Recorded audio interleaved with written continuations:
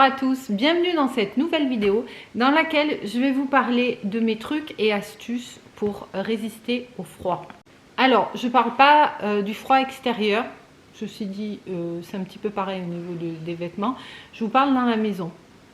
Donc le but de la vidéo, c'est de vous dire un petit peu ce que je mets en place pour me sentir bien, même s'il ne fait pas chaud à l'intérieur et pour ne pas avoir froid. Parce qu'honnêtement, là tout de suite j'ai chaud. Je viens de passer la serpillère. Pourtant il fait quoi? Il doit faire 16,5 dans la maison. Et j'ai chaud. 16,5, pourtant c'est pas très chaud. Il y a eu du soleil jusqu'à là. Et là c'est en train de tourner un petit peu. Mais voilà, c'est un petit peu tout ce que j'ai mis en place quand il y a eu les augmentations d'électricité. Pour pas non plus faire exploser la facture et voir tester un petit peu ce qui est confortable. Alors la première des choses, ce qu'il faut savoir, ce que j'ai remarqué l'an dernier, ce que j'ai remarqué parce que c'est que depuis l'an dernier qu'on fait autant attention, ce que j'ai remarqué cette année aussi, c'est que le corps s'habitue et il s'habitue super vite. Quand vous avez le premier froid qui arrive, quand la température chute à l'intérieur de la maison, on a envie d'allumer le chauffage, mais non, au bout de je dirais quoi, 3, 4, 5 jours, on s'habitue. Alors bien sûr, ça veut dire si, bon moi je travaille à la maison, je reste à la maison toute la journée, donc je suis dans cette atmosphère-là. Mon mari a plus de mal le week-end parce qu'il est dans un bureau qui est hyper chauffé.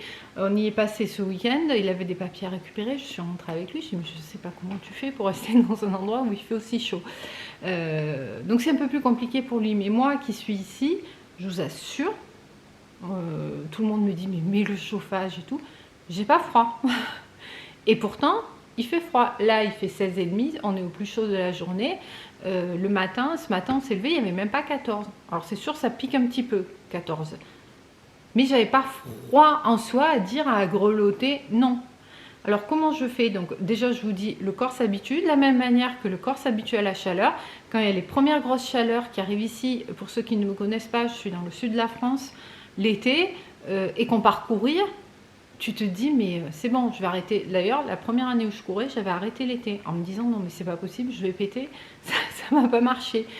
Au fur et à mesure des footings, alors bien sûr on adapte, hein, on adapte les heures auxquelles on sort, on adapte sa vitesse, on adapte sa distance, on va courir peut-être un petit peu moins longtemps et un peu plus lentement, mais le corps s'adapte. Au bout de 3-4 footings, on souffre moins de la chaleur. Ben, le froid c'est pareil, au bout de 3-4 jours, je vous assure, on sent beaucoup moins le froid. Alors la première chose à mettre en place, c'est au niveau de la maison. N'hésitez pas à mettre des boudins au niveau des portes. Si nous ici on a un sas d'entrée, une petite entrée qui est fermée, et la porte qui donne donc dans le salon, on a mis un double boudin, vous savez, qui est d'un côté et de l'autre de la porte.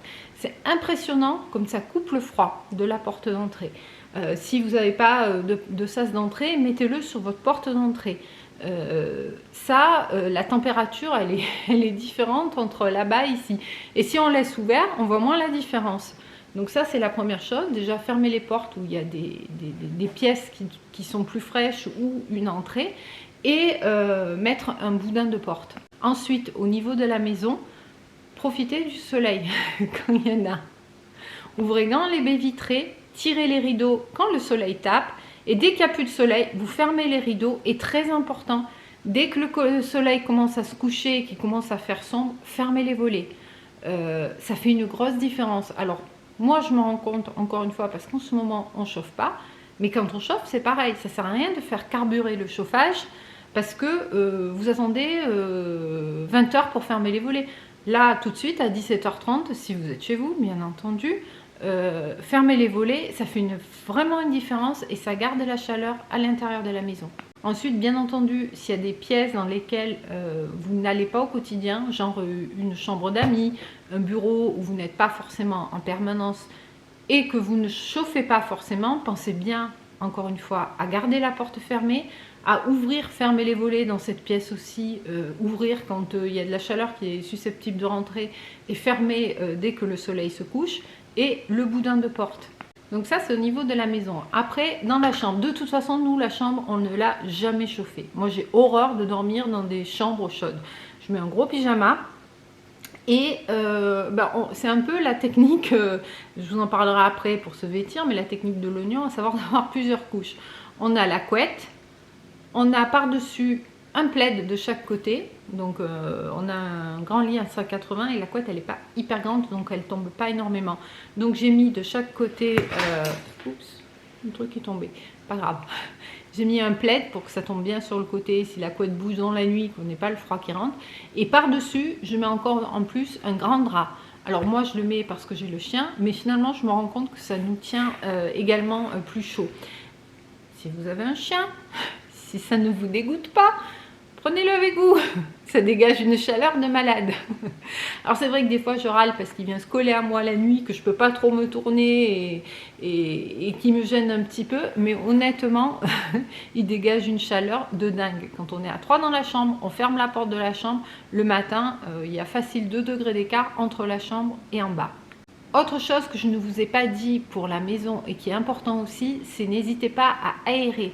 Même si on a l'impression qu'on fait rentrer du froid, c'est super important d'aérer pour justement éliminer toute l'humidité qui ne va pas vous tenir chaud. Quand on parle, quand on respire, on dégage de la vapeur, enfin de l'humidité. On transpire aussi. Le fait d'aérer, au-delà d'assainir et de purifier la maison, ça permet d'éliminer l'humidité. J'aère moi au moins une fois par jour. En haut quand je fais la chambre, alors la chambre ça me prend du temps à faire parce que je secoue le drap de dessus, je secoue les plaids, j'ouvre le lit, je laisse bien aérer le lit. Après je remets les draps, je remets la couette, je remets les 2 plaids, je remets le drap par dessus, je passe la spie partout en haut parce qu'avec le chien forcément il y a des poils partout, donc ça prend bien 15-20 minutes où je laisse la fenêtre de la chambre grande ouverte pour bien aérer et la porte aussi, du coup ça aère tout l'étage et j'aère aussi parce que je secoue mes draps, vous allez tout savoir, pas du côté chambre de notre côté parce que la chambre donne sur la terrasse, donc pour éviter qu'il y ait des poils partout.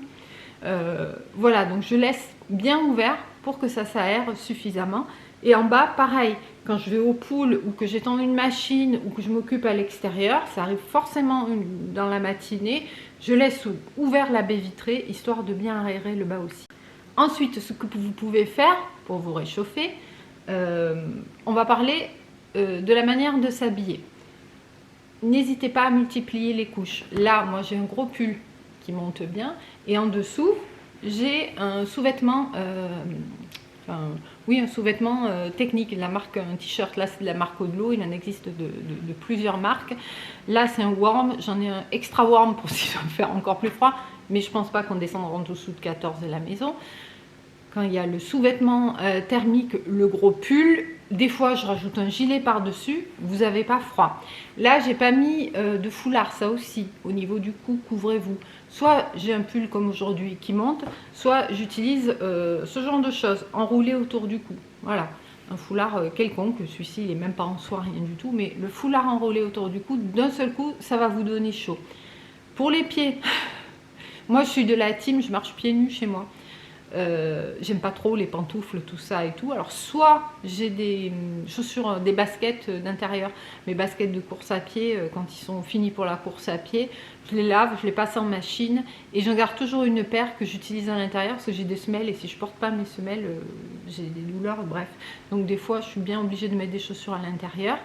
Donc quand il y a des chaussures, il n'y a pas de souci, on n'a pas froid. Mais quand on est pieds nus, je vais vous montrer, clac, moi j'utilise ce genre de choses. Ce sont des chaussettes, alors attendez, je vais l'enlever, ça sera plus simple. Des surchaussettes comme ça, déjà j'ai une bonne paire de chaussettes. Des surchaussettes comme ça, bien doublées. Celle-ci, je l'ai trouvée à Action à, je sais plus, 3 ou 4 euros.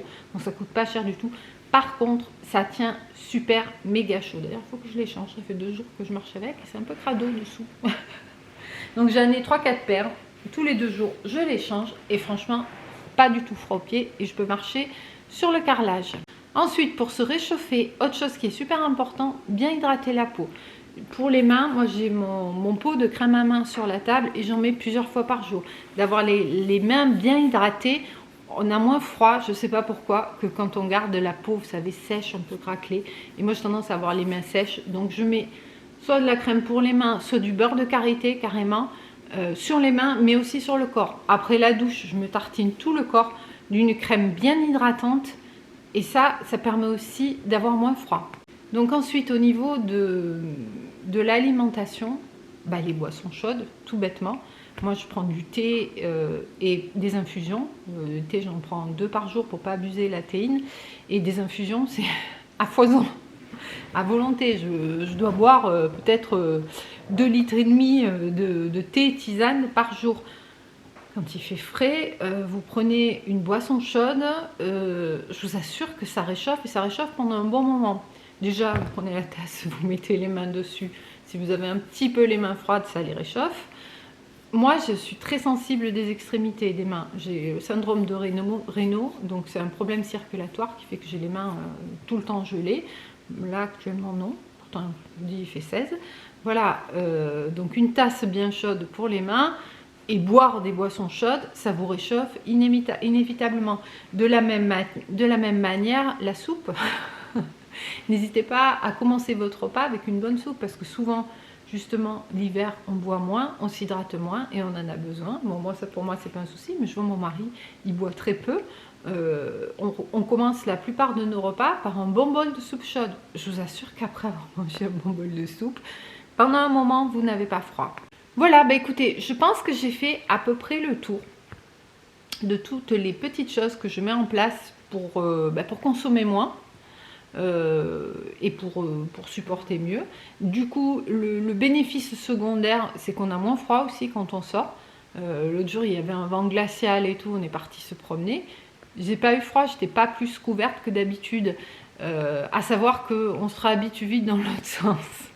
Je sais que l'an dernier, quand on est allé en Andorre, l'hôtel il était surchauffé à tel point qu'on leur a demandé, on a fait ce qu'on a pu avec le thermostat qu'il y avait dans la chambre, et puis on leur a dit qu'on l'avait mis au minimum et que ça continuait à souffler chaud.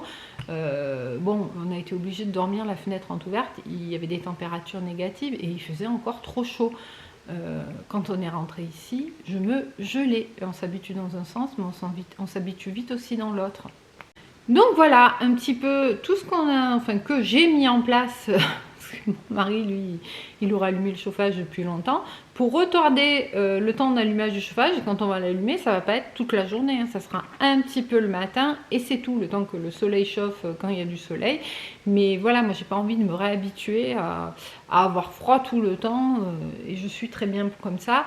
Et franchement, je souffre pas de ça.